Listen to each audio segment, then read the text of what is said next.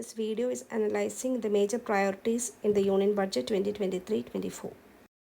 Union Finance Minister Nirmala Sitharaman presented the Union Budget 2023, saying Indian economy is on the right path and heading towards a bright future. 7 priorities were highlighted in the full-fledged budget. Firstly, this budget calls for an inclusive development covering in specific farmers, women, youth, OBCs, economically weaker sections, and overall priority to the underprivileged. For an empowered and inclusive economy, there is a need for a technology-driven and knowledge-based economy with strong public finances and a robust financial sector. The government's concept and philosophy of Sabka Saath, Sabka Vikas has been emphasized in the budget, giving immense opportunities to all the underprivileged sections of the society and thereby facilitating inclusive development. Focusing primarily on agriculture and farmers' welfare, many programs has been initiated in the budget. This includes more investment to the agriculture sector in addition to the financial year 22. To deal with farmer-centric problems, a digital public infrastructure for agriculture will be built, which provides relevant information services for crop planning and health, improved access to farm inputs, and support for agri-industry as well as startups.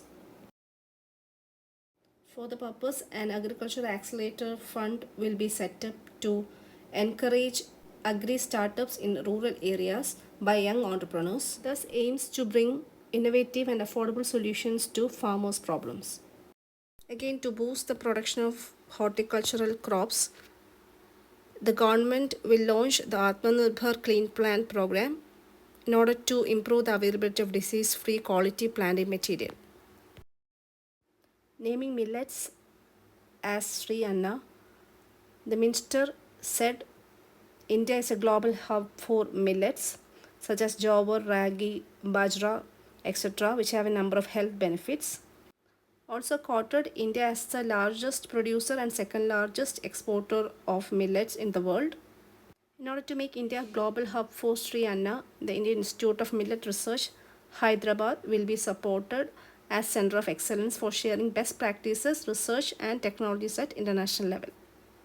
Now, various programs has been initiated for the health, education and skilling sector. The minister announced that 157 new nursing colleges will be established with the existing medical colleges. Also informed a mission to eliminate sickle cell anemia by 2047 through awareness creation will also be initiated. Also for medical research, facilities in select ICMR labs will be made available. Now for accessible education and skilling, a national digital library will be set up for children and adolescents, which facilitates for quality books. And also states will be encouraged to set up physical libraries at panchayat and ward levels. Additionally, to build the culture of reading, the National Book Trust, Children's Book Trust and other sources will also be encouraged. As a second priority in the budget, reaching the last mile, no one is to be left behind. The government is giving immense focus on various new initiatives and existing schemes. First of all, to improve the socio-economic conditions of the PVTG group or the particularly vulnerable tribal groups, the Pradhan Mantri PVTG Development Mission will be launched. This mission will provide basic facilities to the PVTG families, which include safe housing, clean drinking water and sanitation, improved access to education, health and nutrition, and sustainable livelihood opportunities. For imparting education and knowledge for tribal students, 38,000 more teachers will be recruited for Egalivya Model Residential Schools. Now, financial assistance is given for the drought-prone areas of Karnataka, given to the Upper Bhadra project, providing sustainable micro-irrigation. The third priority in the budget is given for infrastructure and investment. Investment in infrastructure and productive capacity has a very large impact on the growth of the economy and employment. Hence, the budget provides for an increase in the spending of capital expenditure by 33.3% to 10 lakh crores. This investment in infrastructure will create a great multiplier effect for the economy. The increase in investment by the government and private sector will help in direct job creation by giving employment to people, which will pave the way for increased spending by workers in various sectors and which automatically increase the demand for goods and services and thus in turn create indirect job creation. To encourage more investment in infrastructure, a 50-year interest-free loan to the state governments is also provided in the budget with an outlay of rupees 1.3 lakh crore. In the budget, the minister has accorded the highest priority to the rail, metro, national highways and roads, ports, logistics and shipping. A capital outlay of rupees 2.40 lakh crore is given for railways alone, which is the highest ever spending outlay on railways.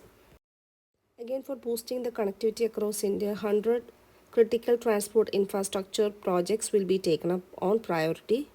And also the coastal shipping will be promoted as energy efficient and low cost fuel transport. And for improving the regional connectivity, 50 additional airports, heliports, water aerodromes and advanced landing grounds will be revived. In order to improve the standard of living of the people in cities, an urban infrastructure development fund will be set up by the government. The fund will be managed by the National Housing Bank, from where the public agencies will use the fund in Tier 2 and Tier 3 cities.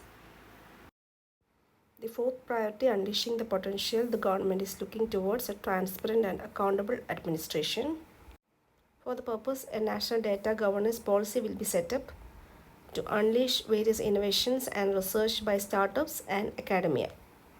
This policy will enable the startups and other research communities to have access to anonymized data and hence to unlock the value of public data. Also, an entity DigiLocker will be set up for use by MSMEs, large businesses, and charitable trusts for storing and sharing documents securely online with various authorities, banks, regulators, and other businesses. And for 5G services, 100 labs for developing applications using 5G services in engineering institutions. And these labs will cover applications such as smart classrooms, precision farming, intelligent transport systems, and healthcare applications. 3 centers of excellence for artificial intelligence will be set up in top education institutions. Leading industry players will partner in conducting research in various fields, develop applications and problem solutions, hence making an effective AI ecosystem and nurturing quality human resources in the field. To encourage a movement of environmentally conscious lifestyle, India is moving forward for net zero carbon emission by 2070, and this budget builds on the focus of green growth. To encourage states and union territories to promote alternative fertilizers, the PM Pranam scheme has been launched. Along with that, a green credit program will also be introduced, and this program is to be notified under the Environment Protection Act. This program will be designed to mitigate climate change, build adaptive capacity, and also to improve the overall environment. Then 500 new waste to wealth plants under the Gobadhan scheme will be established for promoting a circular economy. And these will include 200 compressed biogas CBG plants, including 75 plants in urban areas and 300 community or cluster based plants. The next priority in the budget is given for youth power.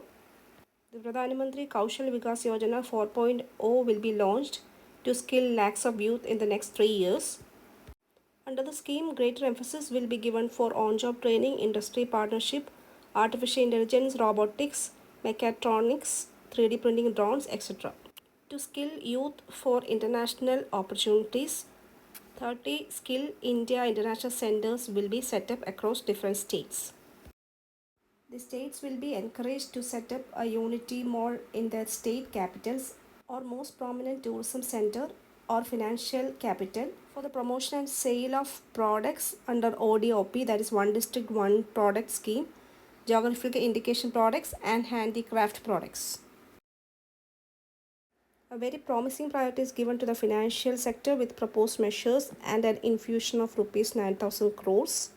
And these include a setting up of a national financial information registry which will facilitate efficient credit flow and foster financial stability. The Mahila Samman new savings scheme for a 2-year period with a deposit facility of up to 2 lakh for women or girls and a maximum deposit limit for senior citizens savings scheme was enhanced from rupees 15 lakhs to rupees 30 lakhs.